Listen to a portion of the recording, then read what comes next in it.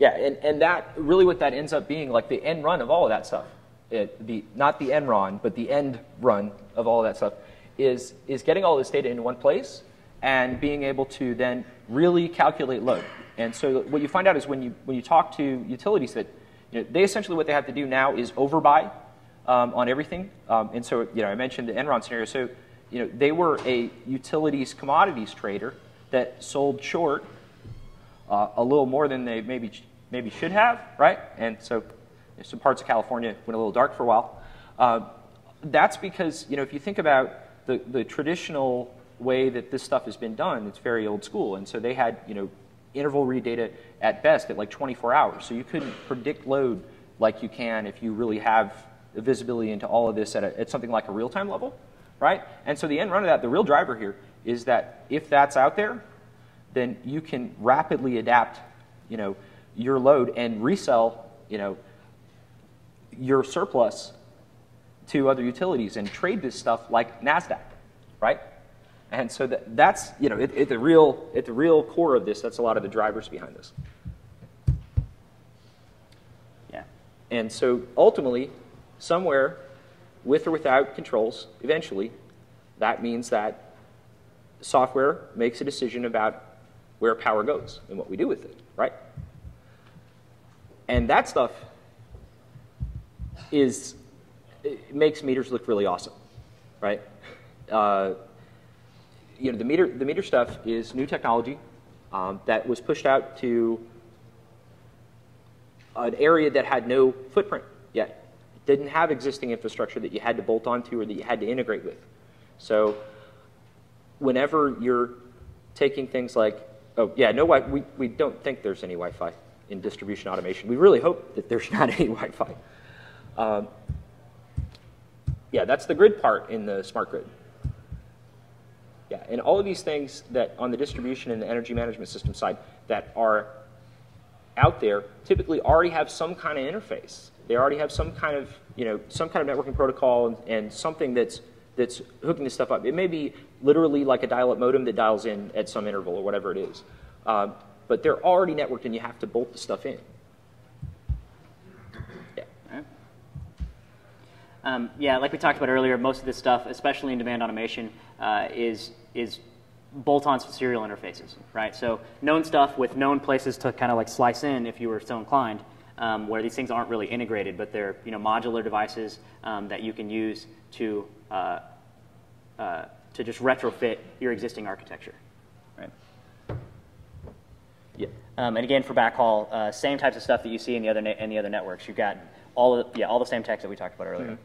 Yeah, and I guess I would make the point that yes, most of those in the EVDO stuff, a lot of that's like out there now, and a lot of frequency hopping 900 megahertz stuff. ZigBee typically where you're seeing that more is actually in like plant control and stuff. So you still have the backhaul of some other tech, and then usually like short range inside there that might be ZigBee. Yeah. In some cases, the networks overlap. So you could have demand automation types of things and decision type traffic occurring on the same network as, say, meter reads and things like that, which may or may not be a problem, but it does occur where they're in the same place. Mm-hmm.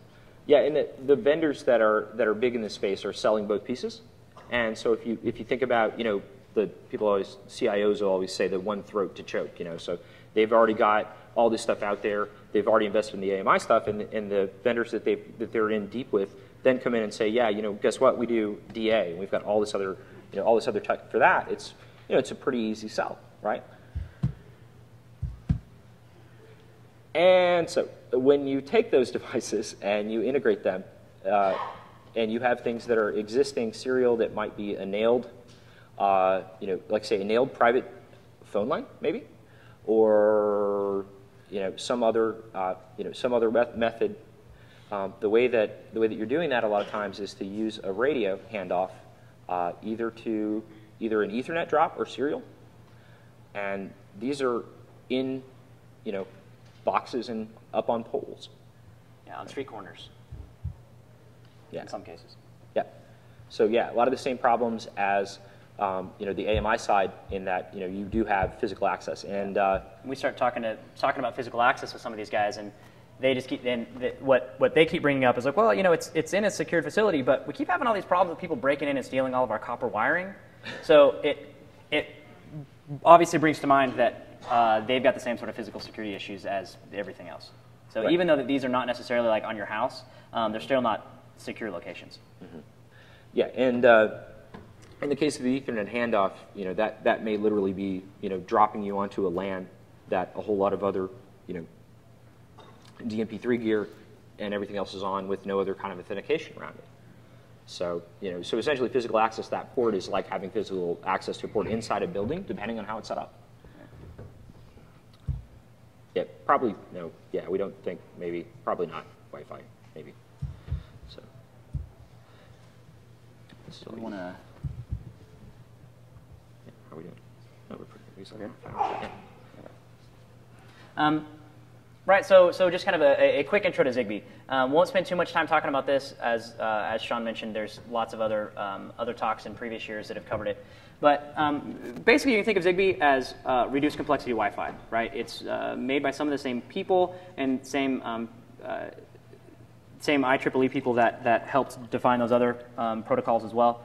It's meant to be a mesh network over semi-low distance. Not necessarily like, I don't know, wireless USB or something, not that close, but not really long range like, you know, 40-mile hops or something either. Have a lot of the same types of problems with key management or, well, key management in general, in that, you know, these devices have got to get some sort of keys that are going to drive their crypto. So there are known ZigBee issues around that with, you know, over-the-air key retrieval and things of that nature, depending on which implementation you see. Normally, in this environment, you would only see that when it's used for backhaul, like, for example, in, say, some sort of a strange DA environment where they were doing that. But in general, smart grid ZigBee is actually slightly different from the ZigBee that you may have read about or thought about in the past. It uses this stuff called the smart energy profile, which is sort of a bolt-on on top of ZigBee. So ZigBee will outline, you know, how things work at sort of the network layer, and it's kind of hard to retrofit this into like an OSI model, which is how we all think. But you can think of ZigBee as sort of transport and sort of packet layer type stuff. But then you've also got these these different types of profiles. In this case, smart energy profile, which kind of interweaves with all of that. So it'll both be an application stack and talk about like individual functions and what happens in those functions, as well as like enforce special bits down in the very bottom layers about how you can do crypto, for example, as well as adding whole new levels of crypto on top of it.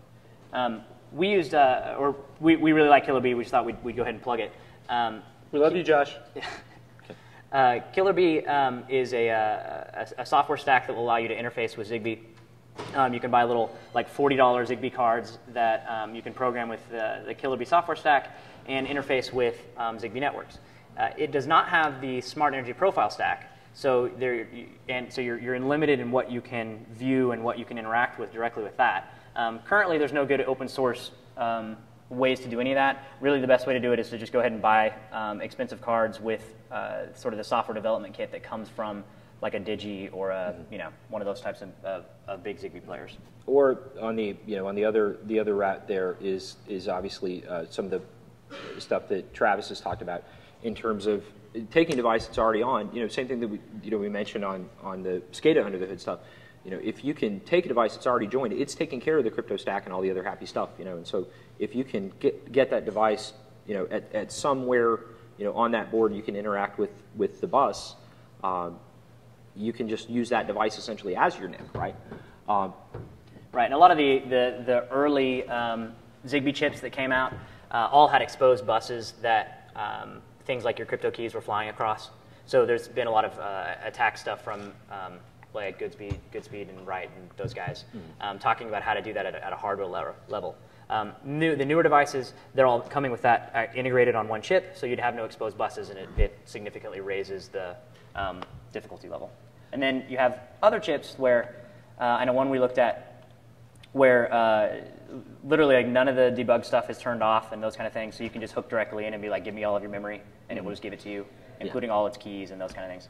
And so a lot of the same problems as any early industry, where even though on paper the thing actually made a lot of sense, in implementation it was difficult. And as it has progressed, a lot of those types of problems have been